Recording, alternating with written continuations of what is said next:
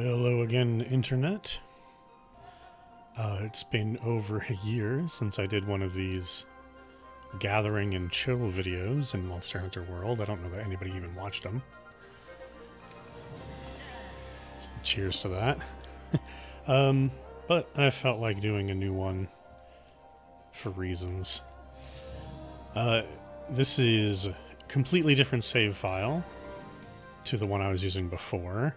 Although if you are the one person who ever watched those previous videos, you might notice that it's the same character name. So the original videos were recorded from my PS4 save file, where I used my character Slade, who I've used in a lot of video games, particularly Monster Hunter, over the years. And at one point years ago, I had installed and started up the PC Monster Hunter World and made the same character in it, but then didn't play the game. Well, like a lot of people have been doing, after the announcement of Monster Hunter Wilds, I decided, you know what? Sure, I'll go back to World.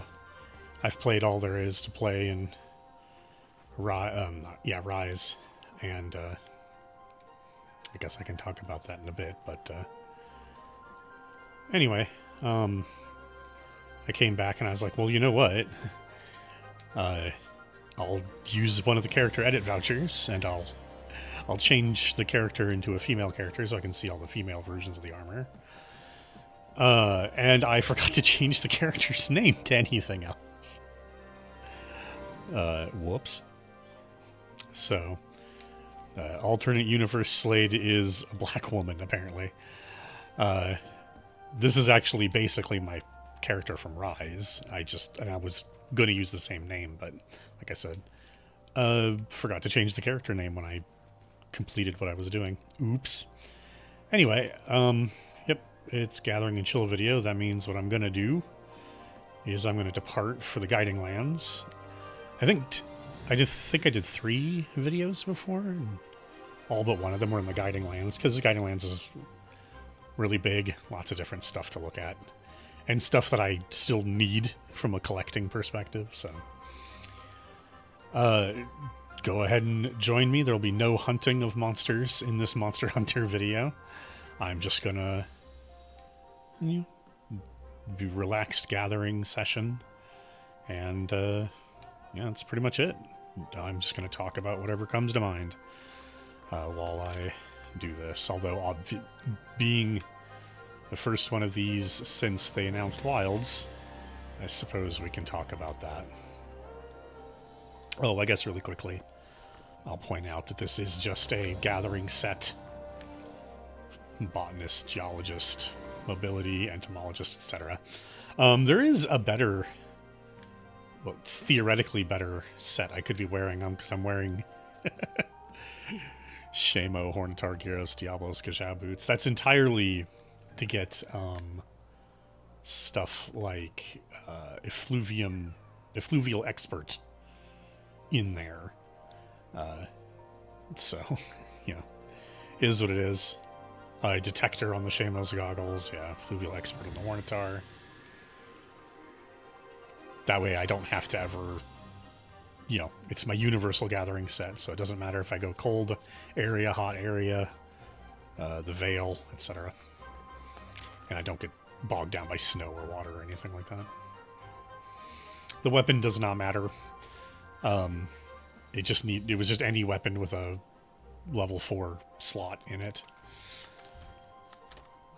To put the last botanist jewel, something like that, in there. So here we go. And obviously it's all layered. Clearly not. You don't see the Hornet arm or anything. I admit, when that was first introduced, I was a little hesitant at first, but in the long run, I do think layering was a very good idea. Just because, if nothing else, there's so many pieces of armor that nobody ever wears for any reason, but allowing people to, wear things purely cosmetically means that stuff that doesn't have a good technical use now has, at least an aesthetic use. Oops, I didn't eat. I was sitting down at the food to start the video, and I didn't think about eating. Kind of doesn't matter. I just want the health and stamina. And Handler's wearing one of the event outfits because, ever since the game's DLC cycle ended, it's just, every other week is now an event week or something like that. I don't remember exactly how it works, but it's just constantly cycling, and then there's like a 1 week with no event every so often. That's about it. Ooh, Nightshade Palumu. Hopefully, I guess I could pick up the footprints while I'm out. Hopefully, I should have... Oh, I have 2 points of stealth. Whoops. That's not as much stealth as I would have preferred. Oh, yeah, and like I said, the weapon doesn't matter. I'm using an insect glaive as it's a holdover from Rise, since thanks to things like the wire bugs and some of the alternate move sets, the insect glaive was really, really good for just traveling around maps in Rise. So I used that as my weapon of choice when doing gathering, just for that little bit of extra mobility in weird positions, like, vertical mobility and stuff. Obviously, traveling across a flat path, you just use your dog. In Rise, your Palamute. Great naming convention, though, since you have Palicos and Palamutes. They're your pals. Get it? Your friends.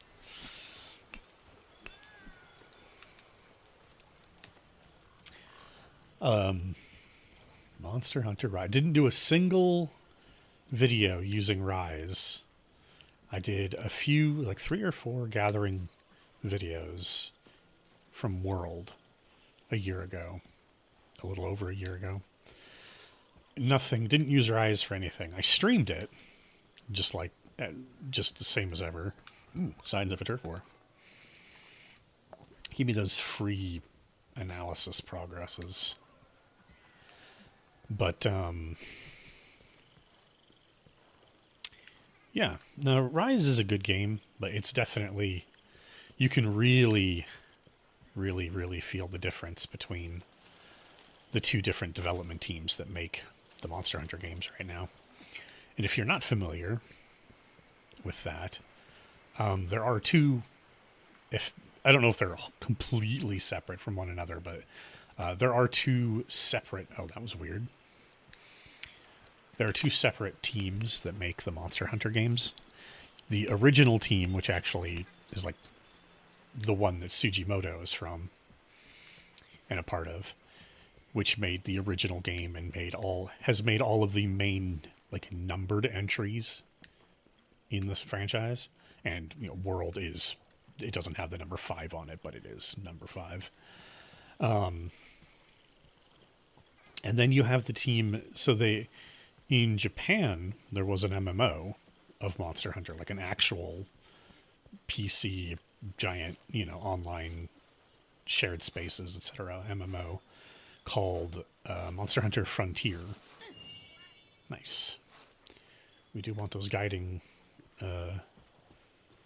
dragon bones, and I forgot what the ores are called. Yeah, and that team, because of course the MMO had to be constantly upkept, and the main team didn't, work on that. They kept making the normal Monster Hunter releases.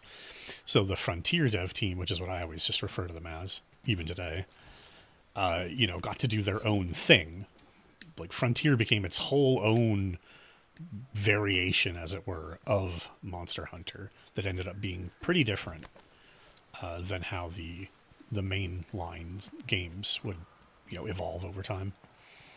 That team, once Frontier was done, was actually tasked with making a game in between Monster Hunter 4 and Monster Hunter World, which was, of course, Generations.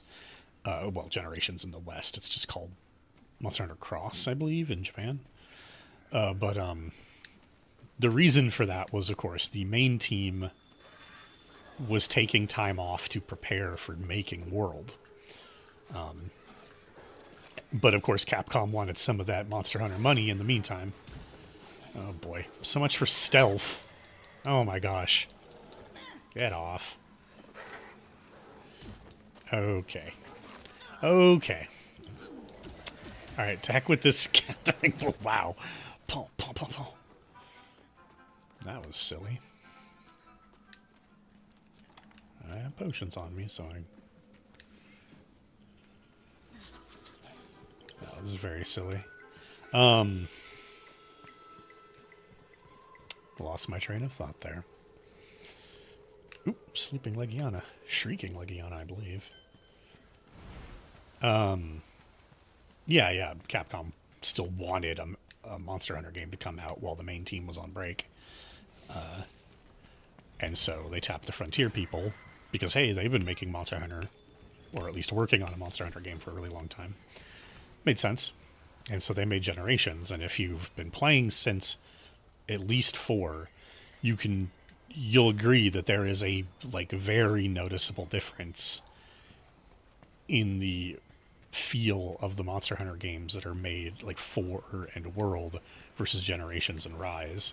The Frontier dev team, and this ended up being very true of Monster Hunter Frontier, they love their very, very fast-paced, twitchy, reactive action, as opposed to the main team, which clearly prefers a more grounded, more methodical kind of gameplay. And that's definitely, I think, specifically since, of course, so many people started playing with Monster Hunter World. It was, I don't know if it still is, but after its initial major release and everything, it was the best-selling Capcom game of all time, apparently, which is crazy to think about with a company like Capcom, who have games like Mega Man and Street Fighter and Resident Evil and stuff under their belt as well. It's crazy as someone like myself who's been playing Monster Hunter since Gen 1. Don't play the original PS2 release, by the way. If you're going to play Gen 1, play the PSP port. The control scheme is much better. But, yeah, for folks like myself, I always loved the more methodical nature and more grounded nature of that kind of Monster Hunter, of the main team's vision, as it were. So while I enjoyed Generations and Rise, don't enjoy them as much as I preferred the main line. And it's a little interesting for me personally, because I'm actually not somebody who can go backwards in a game series like Monster Hunter very much. Even though I'll attest that Generation 4 is absolutely phenomenal. I just, as the game evolves, I kind of just stay with whatever the evolution of the series is. And this playthrough on the PC here actually marks the first time I've ever gone backwards instead of playing Rise, when I've gone back and I'm just playing World again. Man, that 2 points in stealth apparently doesn't mean shit. Oh, man. I might be able to shove one more point in there. But I'll do that later. This will make gathering a little more comical in this video. So yeah, I went back to World like so many other people did. For the same reason, although maybe not with the same mindset.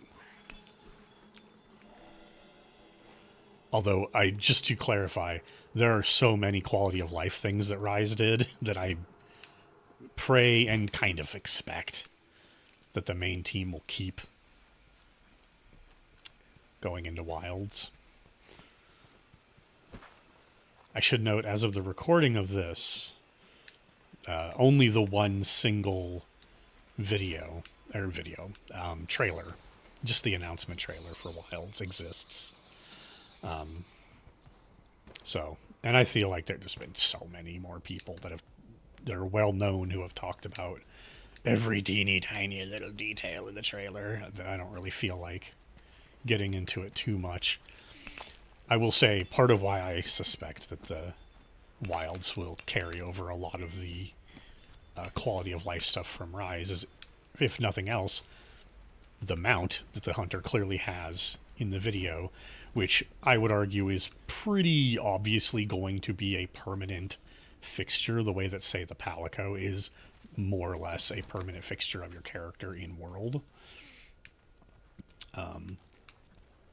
And that mount is very obviously acting like the Palamute was, but also had some kind of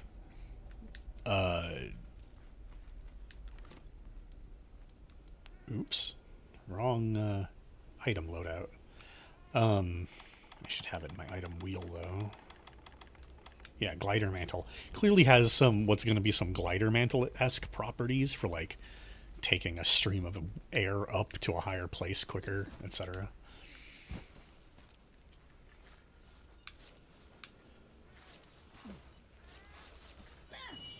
Oh, yes. More. Well, there's. I never thought about that. The guiding Dragonbone was one word, but then in the Dragonbone that was just points. I forgot what the points are called now. It was two words. It was Dragon Space Bone.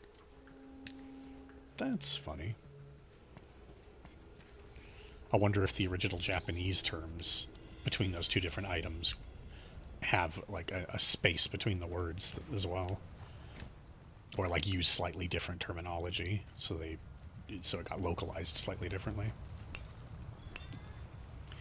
Crunch. Oh gosh, darn it.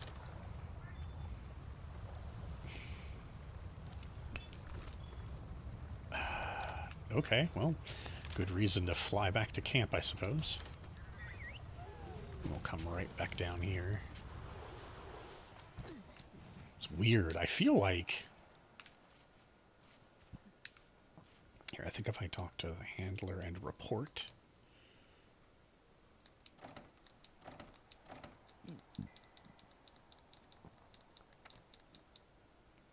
Did everything just go down? Now... Yeah, I got all the materials out of my inventory.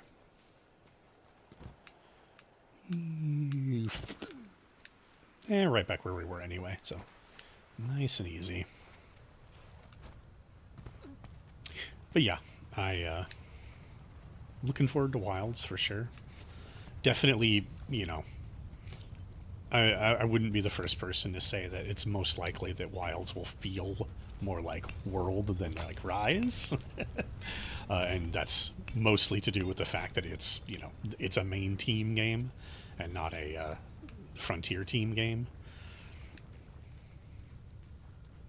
Having said all that, I will say right here, for whatever 2 or 3 people ever see this video on their own, or like the one person who actually listens to the whole thing all the way through, that I've been saying for years now that I think that the Capcom should just let the second team like basically have their own secondary, like not secondary, that makes it sound like it's less, their own separate Monster Hunter series. Like their games should all have a dedicated subtitle that is like, this is this version of Monster Hunter, and the main team's numbered series, well, they're not using numbers anymore, but that, you know, that's the like the original continuity, and then you've got the Frontier continuity, I guess.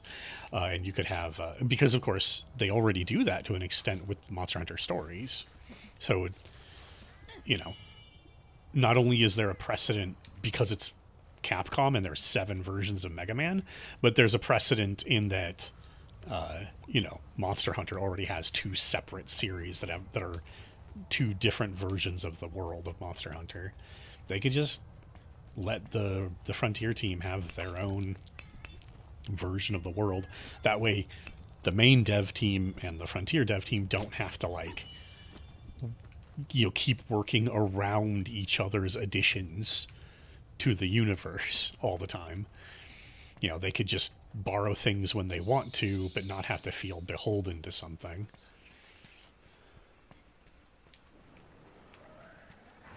Uh-oh. What was that? I think that's Rathian. I don't know where she is.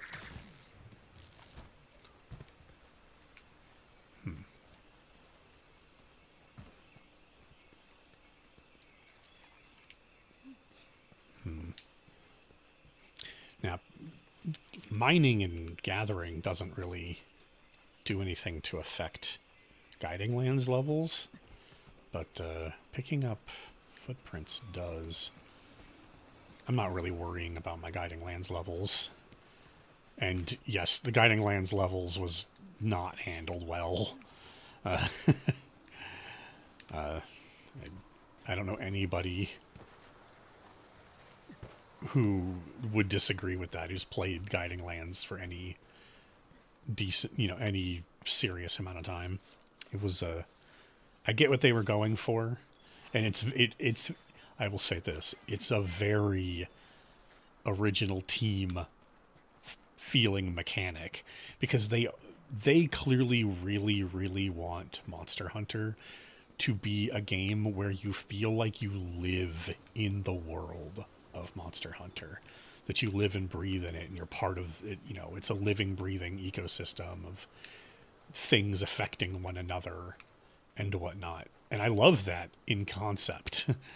But obviously it doesn't always end up working out as a fun game mechanic when things feel needlessly random or needlessly grindy. Even though I do fully appreciate, and in fact do to some degree prefer, the weird OG team way of making the games try to be these living worlds. It's part of the reason why I do like World more than Rise, is that I feel like I can just exist in World, whereas in Rise it feels more like an arcade game where it really is just a boss rush. Here it's like I really feel like I can exist in these maps and do stuff like this kind of gathering, and it feels good. But that's just me. Okay, don't want to pick up too many footprints. I don't think Rathian left, didn't even notice. If I see an Odogaron, I'm not going to hunt it, but I might run it into a wall. We'll see. Ooh, that looked funny. Alright, where haven't we gone yet? Actually, I think we just did every single biome. So I guess we'll just loop back to the forest now.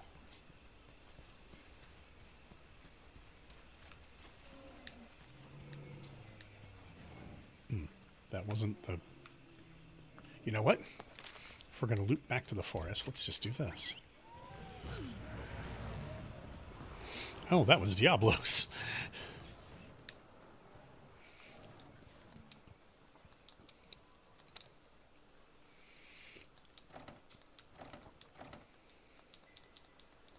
I would like it if I could do a full loop before needing to report, but to get the stuff out of my inventory. But oh well.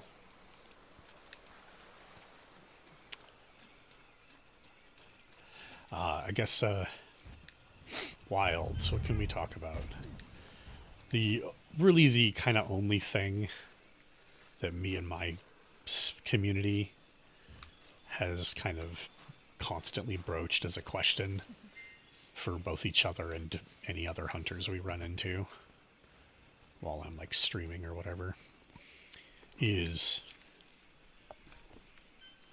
what kind would you want there to be a new weapon, and what would you like it to be?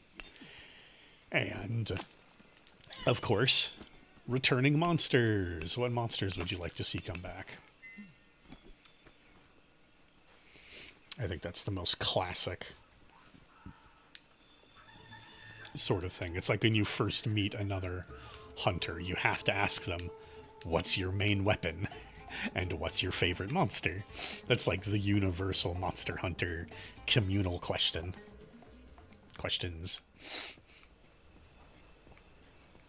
That's a if there were they don't have digital technology obviously, but if there was like some group that helped get get hunters to date each other in Monster Hunter, they'd be like, yes, you must tell us what your primary weapon is and what is your favorite monster. And people would start making presumptions about other people based on, I mean, hell, we do it in real life, and it's just a video game. Your main weapon in Monster Hunter says this about you, kind of, clickbait bullshit.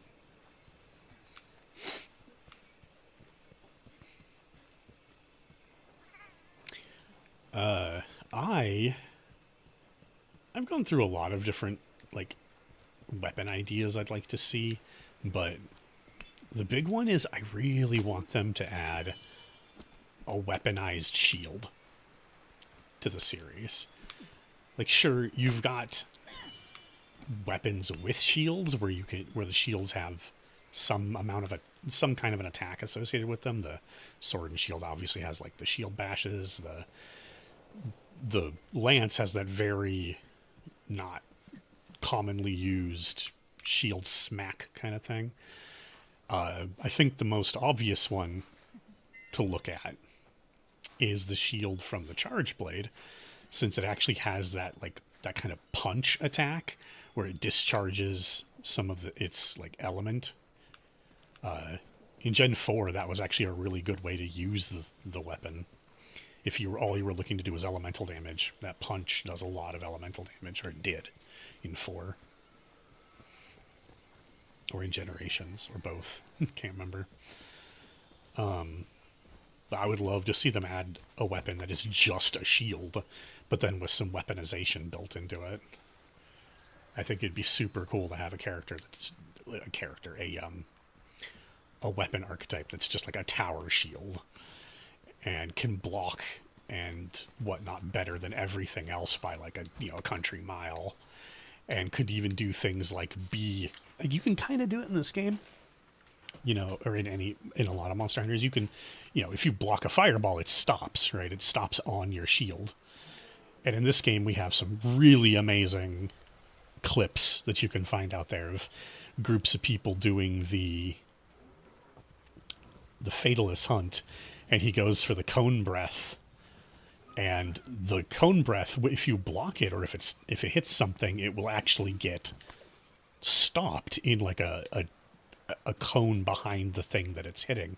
And so there's a lot of great clips of people with shields running in front of other hunters who are staggered or in some way incapacitated, and putting up their shield and blocking the fire from hitting the other person, which is that is easily my favorite kind of a hunter saving another hunter, is the best clips in all of Monster Hunter.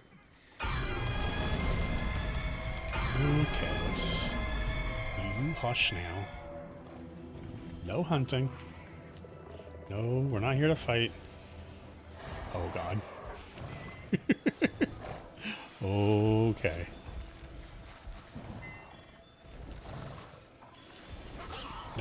Nope, nobody here, just the wolves. You didn't see anything.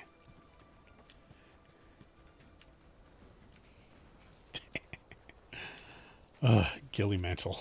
Lifesaver.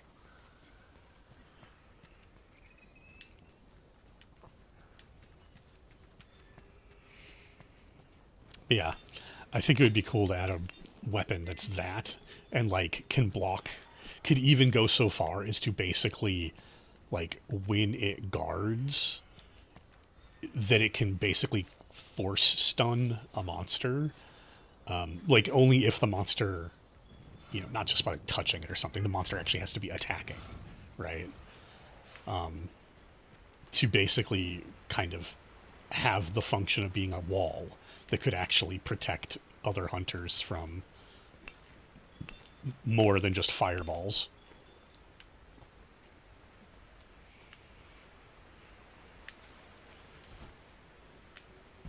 Maybe go for a, you know, as it blocks, it builds up power, and then you can discharge the power in some kind of big way. Maybe kind of a taking the shield from the charge blade and making it play kind of like a greatsword, if you know what I mean. Like it's all about building up that power and then releasing it in one giant attack.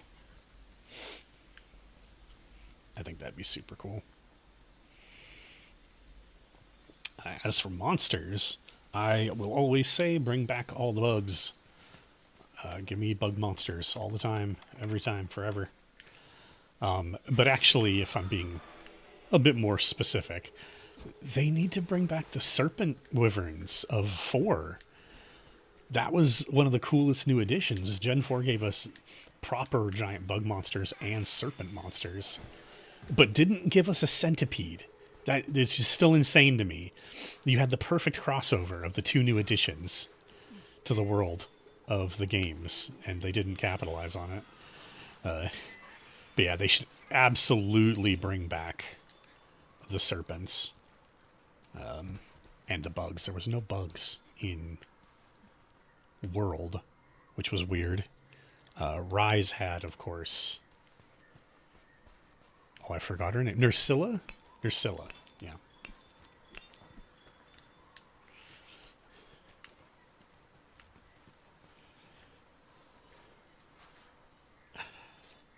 Or, no, hold on. Or was Nursilla... No, Nursilla was the older spider. The spider from 4. Well, I say spider, they don't have 8 legs. Yeah, there was Nursilla and Shrouded Nursilla. And that was alongside Seltos and Queen Seltos. Well, and then...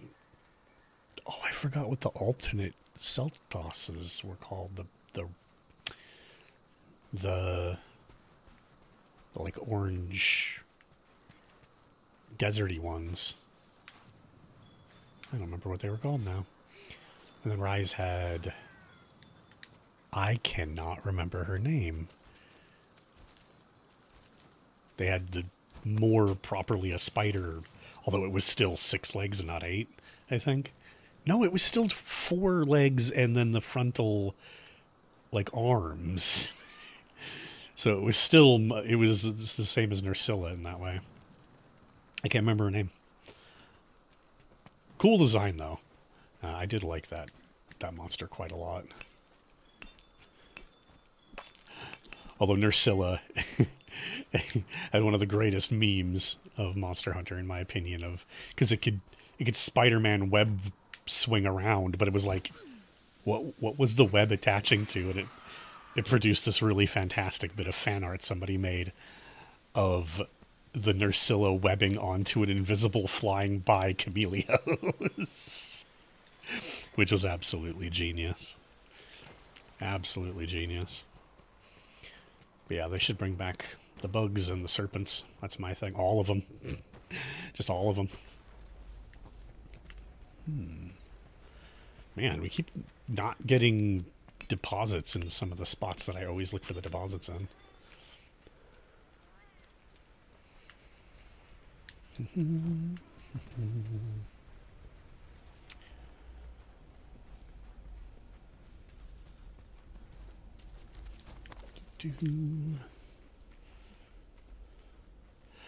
If there's one thing from Rise, aside that isn't just a quality of life thing, that I do want to see them keep, is I want to see them keep the switch skills in some form.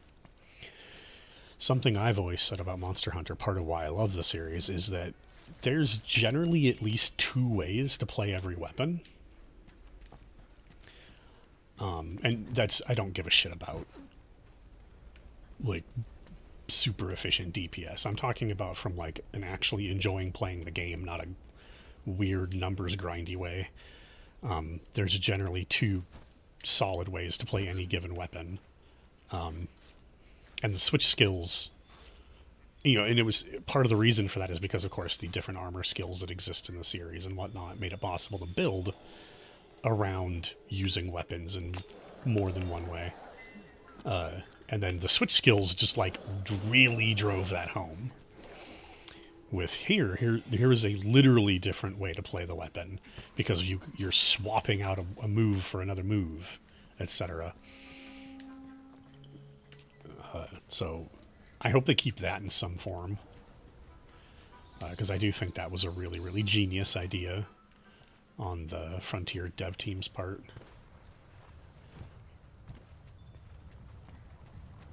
Ooh. Shrieking Leggy's leaving.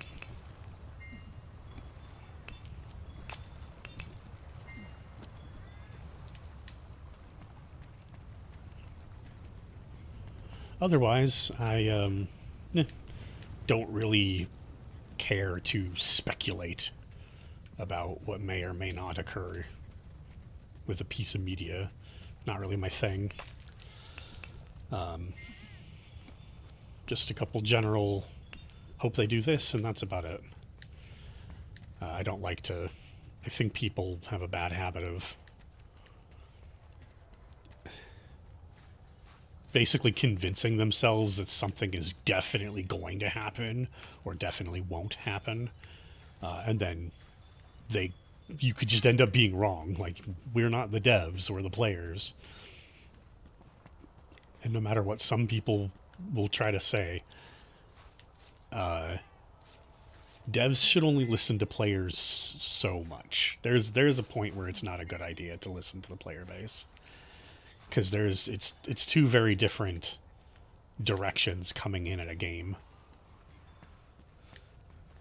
between those two positions. Oh, fiddle faddle. Okay, what do I have like the most of in my box? Coral Crimson Bone. So let's get rid of that. I think there's another. Yep. I think we picked up a Signs of a Turf War there the last loop, too, which is a little weird. Alright, where are we? So next up would be... Yeah, this is annoying, because I'm only the forest region away from finishing a loop. It's kind of annoying. It's really funny. This is, like, the only situation where this has become a problem. Because I was super happy when they added the materials half of the pouch. Because that didn't used to exist. It used to be you gathered everything into the one generic items pouch. And your ammos and coatings were in there too. Gunners used to have it hard, man. So much worse. And it was a good idea that they split those off. But it is kind of annoying that you can't use the main item pouch once the materials pouch gets filled up.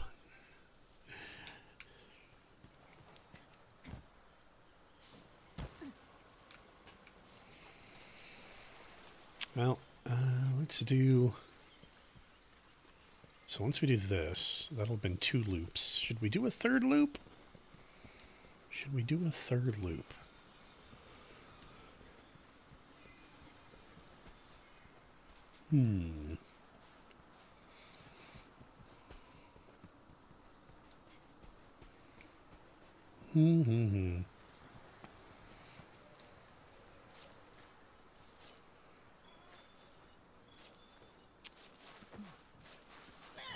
Oh, yes. Why didn't I keep holding the button?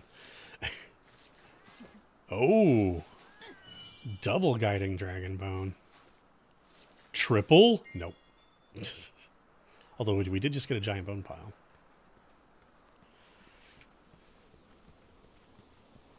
Oh, and this is it.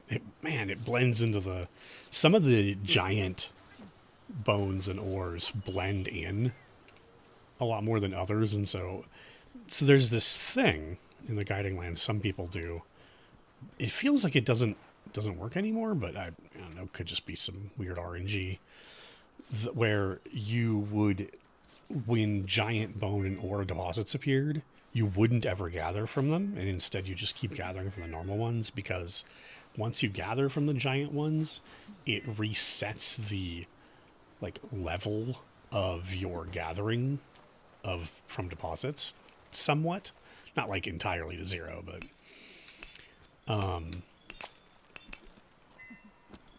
that doesn't feel like it works anymore though.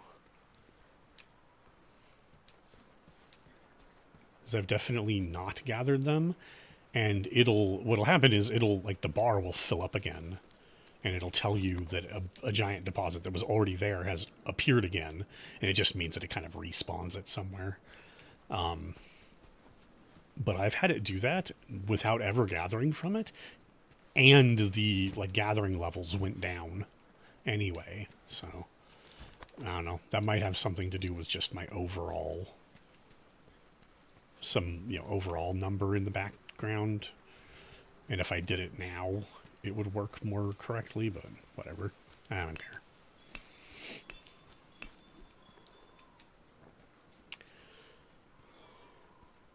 I'm a little torn about it. It was obviously so much more convenient in Rise that you just gathered everything from a gathering point in one grab.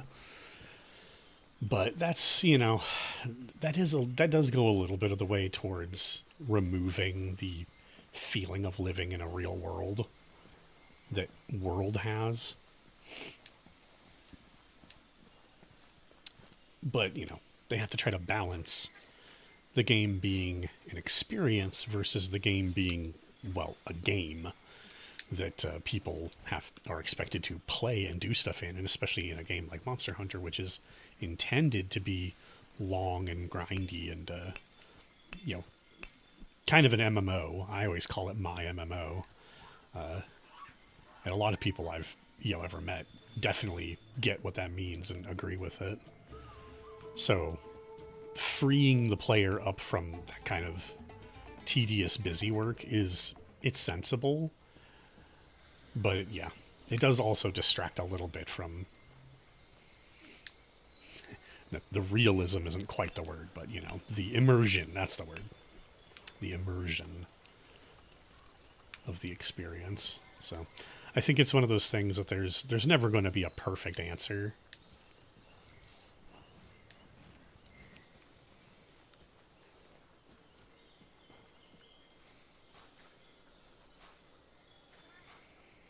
I guess I technically started a third loop here.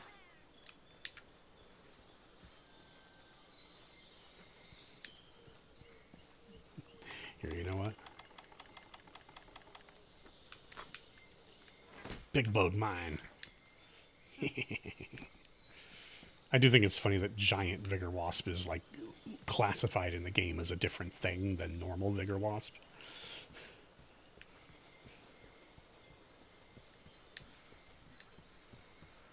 Ooh. Yeah, see, if you notice, like all the outcrops here in the forest are now yellow. The symbol is yellow and they're all small because I gathered from the giant ones, so it reset them to a degree, although it never resets them down to white. And so the thing I was talking about is meant to prevent that from happening. But yeah, I don't know. It felt like I was still, even without gathering from the giant nodes, I was still getting reset to yellow occasionally. So I felt like that was kind of the case on the PS4. It feels like it's more the case now, but I don't know.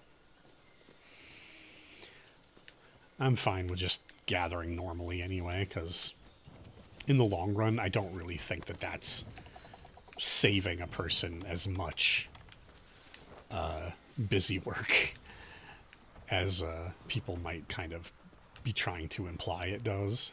Like you're still likely playing the game for hundreds of hours. It's fine.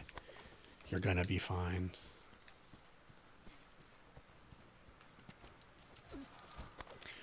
It doesn't look like there's any. Hold on. Okay, yep, nope. No monsters in the tundra region this time. Oh, you know what? Rations. I didn't notice my... Instead of using rations, I suppose I could have just eaten at camp again, but whatever. Ooh. Another turf war. Turf wars can really blend in, and sometimes they can really stand out, but after a while, just kind of got used to what they look like at a distance.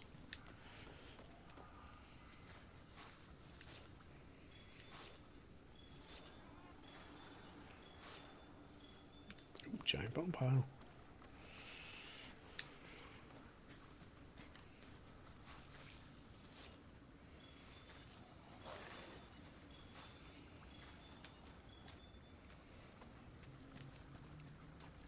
Ooh, and we got a flying wyvern track from that gathering.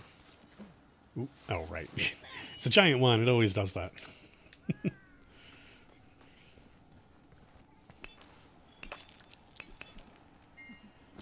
If anybody watching is curious, I'm at Ruiner Nerd. Like, I have Master Rank 99, but I've actually been just doing lots of random stuff waiting for a friend to catch up. We could have also tackled Electrion by now if we wanted to. We just haven't done it yet. There we go.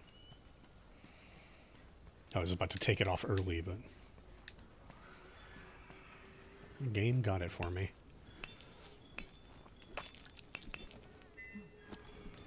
I have no need to power through the game real fast. We've got a year-ish before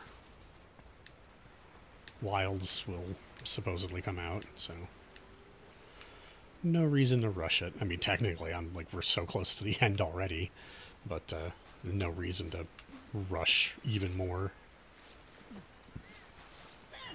I'll be spending most of this year making all the layered armor in the game. That was my goal at the end of the PS4 save file, and that'll be my goal here. And I'm sure that's for anybody who keeps playing after, accomplishing the final kind of story stuffs. I'm sure that's a common goal for a lot of people, because it's all about the fashion. Then you get to... I have 80 layered sets saved on the PS4, and I have 40 something on Rise, and I've already started into a third page, I think, here on this file.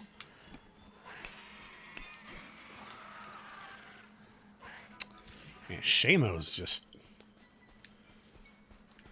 They like to start shit.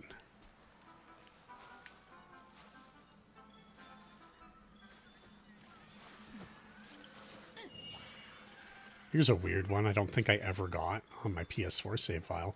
There's a Queen Wiggler. I didn't even know that until I was hunting with a friend the other day, and she stopped somewhere and was like, "The Queen." And I was like, I thought she was just, it was something weird, like non sequitur. And then I just walked up to where she was, and there was a yellow colored Wiggler that was clearly bigger than the others. And I was just like, wait a minute, what? Yeah, I don't think I ever saw that on the PS4 file, which is kind of nutty.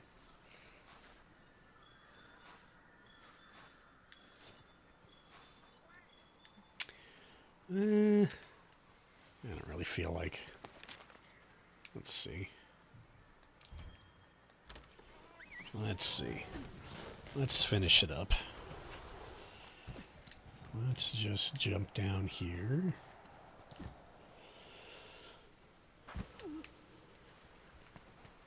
Here, we're gonna just check this room real quick. Maybe not. Never mind.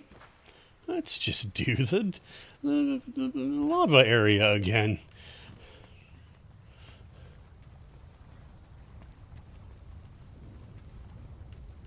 Volcano. Is that the word they use? Apparently, my timing was better than I thought it was. You know what? That's perfect. That's fine. That'll do. That'll do for this gathering session. That's funny. Do, do, do, do, do. Report. And we get some stuff. Stuff is great. Another night. Well, I got one of the big things about this though is we get those like account items, endemic life, the points, research points. You want lots of research points because there's stuff that you really need that for, including making layered armor. I keep forgetting about. You have to pay like 1,000 research points every time you make a new layered thing, which seems a little silly, but you know what it is. It is what it is. Alrighty. Well, if oh man, how do I?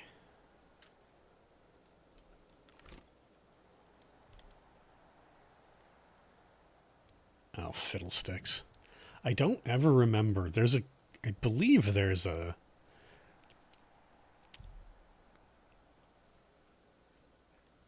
button combo to get into view mode without having to go through the menu like that. There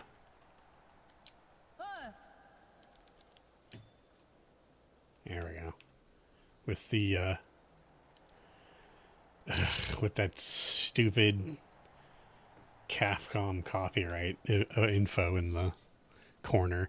I'll tell you what, that is less intrusive than the absolutely god-awful Bandai Namco one when I was playing Super Robot Wars 30.